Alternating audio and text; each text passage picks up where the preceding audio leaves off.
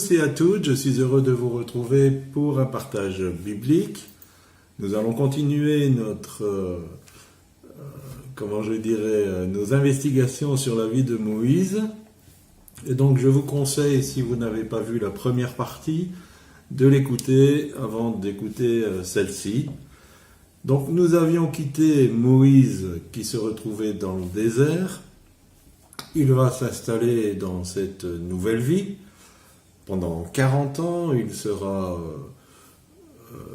au service de son beau-père Jéthro. Il va se marier avec Séphora, il aura 2 enfants. Et il vit jusqu'à 80 ans, ce qui est déjà un âge raisonnable, surtout à l'époque. Et quelque part, si rien ne s'était passé dans sa vie, eh bien, il serait mort dans le plus grand anonymat et on ne serait pas en train d'en parler aujourd'hui. Il va faire une rencontre avec Dieu au travers du buisson ardent, nous allons y revenir, mais sa première réflexion quand il va rencontrer Dieu, c'est de dire « Qui suis-je » ? Et on voit tout le processus de désidentification du désert. Et pourtant, c'était quelque chose de nécessaire. Il y a, au niveau de l'identité, des choses importantes qui se passent dans le désert, qu'on l'appelle le désert, l'épreuve, les difficultés. Il y a quelque chose d'important qui se passe. La première des choses, c'est que une mort va se manifester.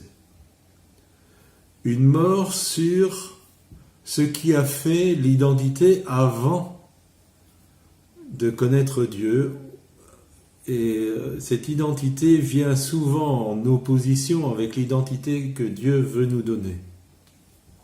Jésus a dit, si le grain qui tombe en terre ne meurt, il ne peut pas porter du fruit. Et il faut que ce travail de mort se manifeste en nous, même s'il n'est pas agréable. Il faut que ce travail de mort se fasse afin que nous puissions porter beaucoup de fruits.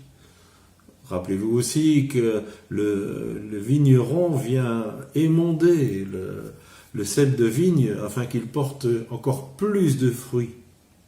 Et nous avons besoin que cette mort se manifeste. Alors elle se manifeste sur quoi ? Eh bien, peut-être sur des a priori que nous avions par rapport à notre identité, peut-être sur le parcours, une certaine connaissance que nous avons acquise au travers de ce parcours, peut-être même certains enseignements bibliques que nous avons reçus. Tout cela doit passer par cette mort pour que Dieu puisse nous revêtir de notre nouvelle identité. Et c'est ce qui s'est passé avec Moïse. Pendant ces 40 ans, tout ce qu'il avait appris dans le milieu égyptien, toute la connaissance qu'il avait, c'était un leader, c'était un chef, c'était un homme respecté.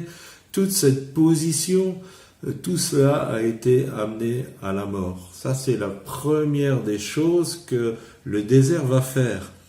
C'est d'amener une mort sur certaines choses qui font notre identité et qui ne sont pas de Dieu.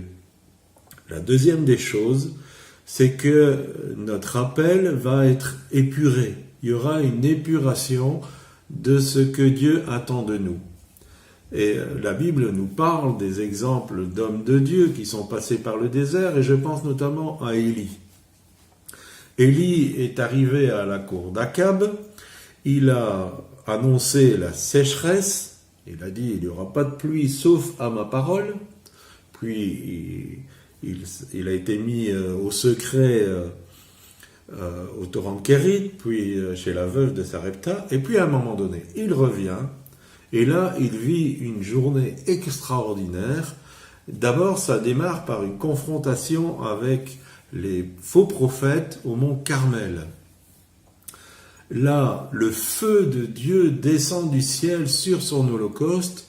Le peuple est comme saisi, c'est comme si un aveuglement tombait de ses yeux, et tous crient à l'unisson « L'Éternel est Dieu », c'est une grande, grande victoire spirituelle. Ensuite, il va intercéder pour que la pluie retombe, et après quelques prières, son serviteur voit un petit nuage et il dit voilà, la pluie arrive. Il encourage Akab, le roi de l'époque, à rentrer rapidement au palais. Lui-même court à côté du char à la vitesse de celui-ci.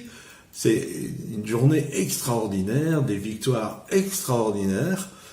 Et je pense, je suis même convaincu, maintenant vous pouvez ne pas être d'accord avec moi, que Élie s'est dit, eh bien voilà, maintenant on va reconnaître mon ministère de prophète, je vais être accueilli à la cour du roi, je vais pouvoir donner des conseils, je vais pouvoir apporter la parole de Dieu que Dieu me donne à la royauté. Et rien de tout cela. En fait, il est confronté à une menace de mort qui vient de l'épouse d'Akab, et vous savez, c'était Jézabel, qui lui dit, eh bien moi je vais te faire la même chose que tu as fait à mes prophètes.